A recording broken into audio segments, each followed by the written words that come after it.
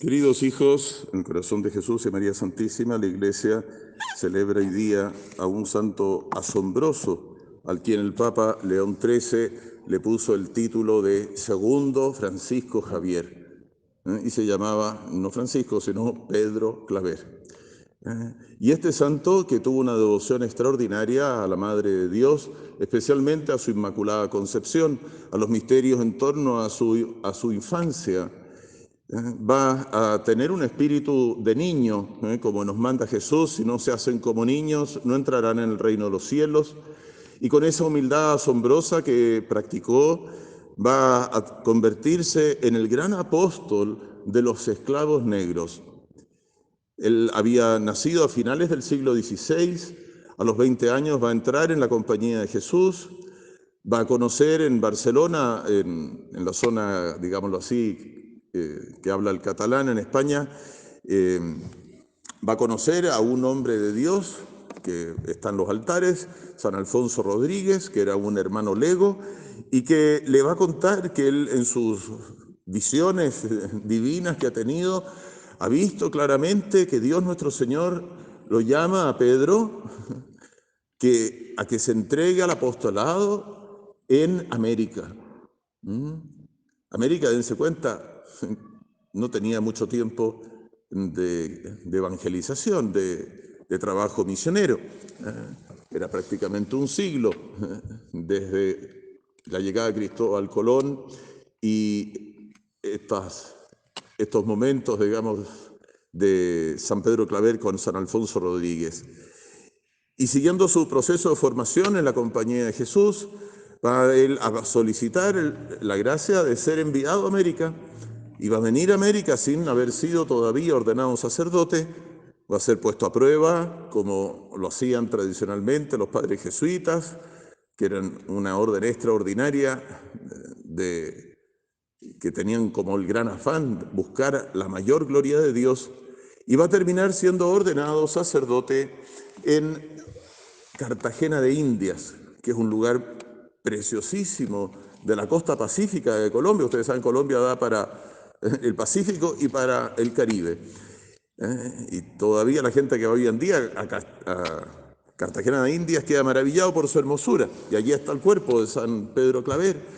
Y va a ser ordenado sacerdote, y él va a ver la urgencia de evangelizar a estos hombres que los traen desde el África en un comercio, en un tráfico horroroso de seres humanos que tristemente ha existido desde las noches más oscuras de la raza humana. No existe pueblo, no existe continente, no existe cultura que en la antigüedad pagana no haya tenido esclavos. Y San Pedro Claver va a ver la urgencia de cómo plantearse ante estos hombres que hablan lenguas totalmente distintas, que llegan de un viaje espantoso. En aquel entonces hacer estos viajes era una ruleta rusa, como se dice. Había grandes proporciones de que todos los viajantes se murieran en el transcurso del viaje. Y más encima, ciertos pobres, ¿no es cierto?, iban en condiciones más miserables todavía, para el tráfico humano. Un tercio de ellos morían en el transcurso de esta peripecia. Y entonces lo primero que hacía San Pedro Claver, se buscó un equipo de negritos que hablaran distintos idiomas, de tal manera que lo primero que hacía cuando anunciaban la llegada de uno de estos barcos era organizar a su gente, San Pedro Claver, y ir a buscar al barco aquellos que estaban en peores condiciones, de tal manera de que no se fueran a morir entre que terminaba de llegar el barco al puerto, de hacer todos los procedimientos, etc. No, él se adelantaba a todo eso con su equipo, se subían al barco e iban a evangelizarlos. Les llevaba cuadros de dibujo, ¿no es cierto? Dibujaba la Santísima Trinidad, dibujaba el nacimiento del niño Dios en Belén, dibujaba la muerte de Jesús con la Virgen Santísima al pie de la cruz, dibujaba el cielo donde iban los buenos, el infierno donde van los malos, y bueno, es decir, buscaba todas las maneras, desde lo gráfico hasta este equipo de esclavitos que lo ayudaban, de negritos que lo ayudaban a comunicarse, a ver si conversaba en el idioma de uno o de otro. Y asegurarse que aprendieran lo básico, porque en condiciones así, ¿no es cierto?, en condiciones de muy mala salud, en condiciones de gente que está a muy mal traer, uno no le puede pretender exigir 2 años de catecismo, ¿no es cierto? Sería ridículo. Sino lo básico, que hay un solo Dios, que Dios es bueno, que es Trinidad, Padre, Hijo y Espíritu Santo, que Dios murió en la cruz, porque nos ama, y que hay cielo y hay infierno. Los rezos básicos, y comenzaba a bautizar a los que la sentían, a los que estaban dispuestos a convertirse en hijos de Dios. Y después comenzaba el proceso de acompañar a los otros que estaban en mejores condiciones para catequizarlos de manera más detenida. Y San Pedro Claver va a insistirles mucho en que debían aprender a vivir santamente. ¿Y cómo puede ser eso, padre? Bueno, pues cumplir los 10 mandamientos, no se trata de cosas muy extrañas. De no hacerle el mal a nadie, de hacerle el bien a todos. Por eso Jesús nuestro Señor manda el amor no solamente a Dios, sino que al prójimo. ¿Y quién es mi prójimo? ¿Quién es el prójimo? Prójimo quiere decir el próximo, el cercano. ¿Y quién es mi cercano? No son los animalitos, que habrá que ayudarlos cuando sea pertinente, pero que es algo totalmente secundario. Mi prójimo son los otros seres humanos. ¿Se dan cuenta? Hoy en día se quiere sobrevalorar a los animalitos y a las plantas y la ecología y todas esas cosas. Pero lo primero, para quien Dios creó todas las cosas, para quien Dios creó el cielo y la luna y las estrellas y los animales y las plantas, es el ser humano. Entonces, lo que hacía entonces San Pedro Claver era darles a conocer a estos hombres, a estos prójimos, cómo debían aprender a vivir según la ley cristiana, a vivir santamente, haciéndole el bien a todos, no haciéndole el mal a nadie. Y esto, claro, al mundo pecador, al mundo que quiere cerrar sus ojos a su vecino, al mundo pecador egoísta, que no quiere que nos hablen del prójimo y que prefiere repetirse a sí mismo, que ¿acaso soy yo responsable de mi hermano? Como dijo Caín, ¿no es cierto? Bueno, claro, esto le resulta muy desagradable. Pero si uno quiere salvarse, si uno quiere agradar a Dios, si uno quiere llegar al cielo, no puede ser indiferente a sus prójimos. Entonces los prójimos que Dios pone en nuestro camino, como el buen samaritano, tiene que hacerse cargo de él. Está solo el pobre hombre tirado en el camino. Bueno, y estás tú encontrándote con él. Bueno, hazte cargo de él, pues. Ayúdalo en la medida de tus posibilidades. No lo vas a dejar botado. A ti no te gustaría que te dejaran botado. Y no lo hagas entonces.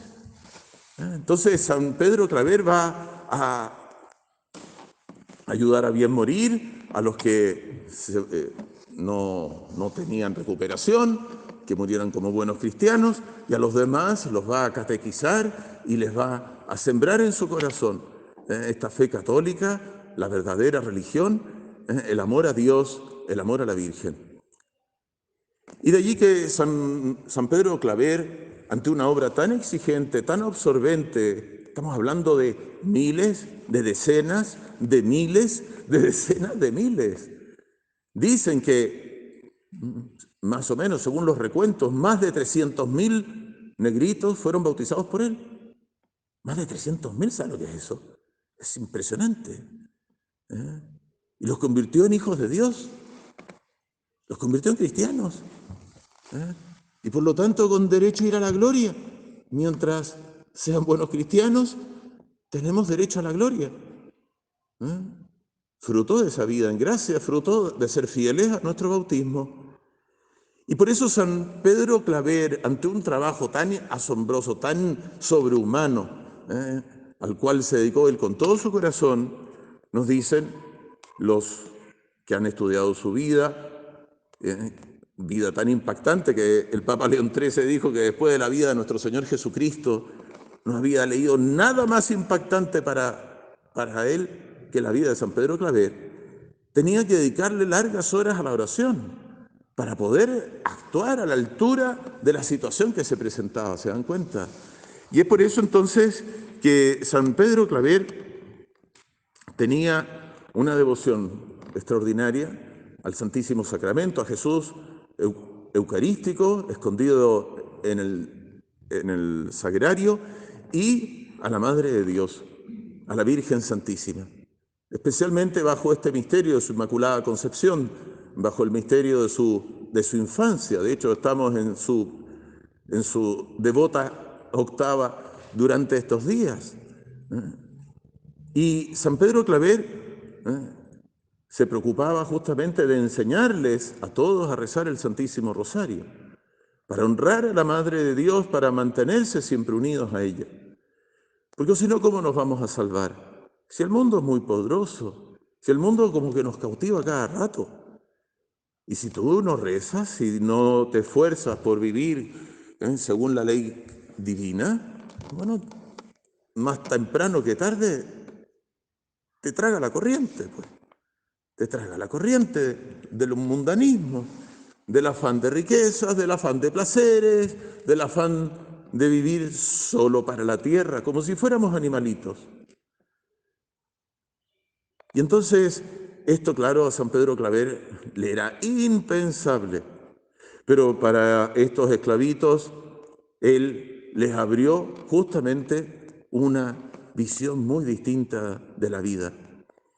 Dicen que ellos entre sí se decían cuando venían en los barcos, en este viaje horroroso, que después que los habían raptado otros africanos, otros negritos de allá, y los habían cautivado en las guerras tribales que tenían entre ellos, cuando venían aquí en los barcos, unos a otros se decían, no, si allá llegamos, nos cocinan y nos comen. ¿Se dan cuenta? Miren, imagínense para pasar de pesadilla en pesadilla en el viaje, pues. Y resulta que lo que se encuentran es con un hombre totalmente de Dios, a quien al principio no podían creer que fuera un hombre bueno, porque habían sufrido tanto que ya no creían que había bondad en el mundo. Y resulta que se encontraron con un ángel en él, un ángel que les dio a conocer, que les dio a amar lo más amable que hay para un ser humano, para alguien que tiene alma, es decir, Dios y la Virgen. Para ellos estamos hechos todos nosotros, para ellos. Y a San Pedro Claver, entonces, pidámosle en esta octava de la Virgen Niña, de la Virgen recién nacida, de la Inmaculada, que aprendamos a ver siempre en todos los hombres a nuestro prójimo. Todos tienen alma inmortal, todos son imagen de Dios, a todos debemos hacerles el bien y nunca jamás hacerles el mal. Cuando tú te encuentras con alguien, ¿no es cierto?, que lo han atropellado, no le estás preguntando en primer lugar si es católico. Tratas de sacarlo y que no lo vayan a volver a atropellar el siguiente auto que viene detrás. Y a continuación le preguntarás, como corresponde, porque usted es católico, le traigo un sacerdote mientras llamo a la ambulancia para darle los últimos sacramentos, si fuera el caso. ¿Usted está bautizado? No, no estoy bautizado, me encantaría morir bautizado. Los bautizo al tiro, pues. ¿Se dan cuenta? Tenemos que tener los sentimientos del corazón de Jesús, tenemos que tener el amor de la Virgen por las almas, tenemos que imitar a San Pedro Claver. Y pidámosle a San Pedro Claver este amor tan fiel que tuvo él a la Madre de Dios, a la Virgen pequeñita, a la divina infantita que ha nacido de Santa Ana.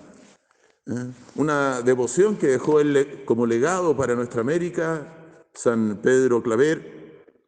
Fue justamente una devoción que en Chile se rezó muchísimo, hace mucho tiempo, claro está, hoy en día son devociones que han desaparecido prácticamente, pero en toda nuestra América y en Chile se le tuvo gran devoción al oficio parvo de la Inmaculada Concepción.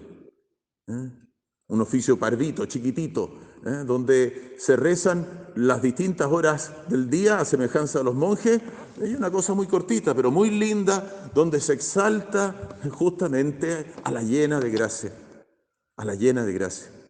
Y por eso pidamos a San Francisco Claver la gracia de ver siempre a la Virgen como ese Guadalupe que les decía ayer, es decir, como ese río oculto, como ese cauce escondido de la gracia a través del cual Dios quiere santificar a las almas, convertir a las almas y abrirles el camino que lleva a la gloria del cielo.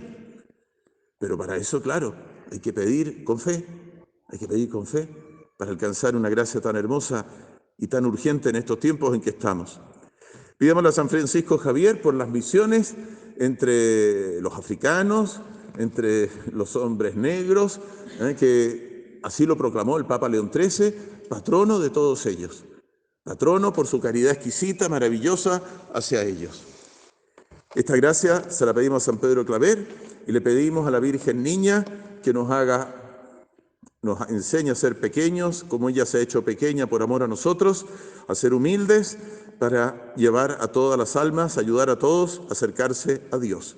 Ave María Purísima.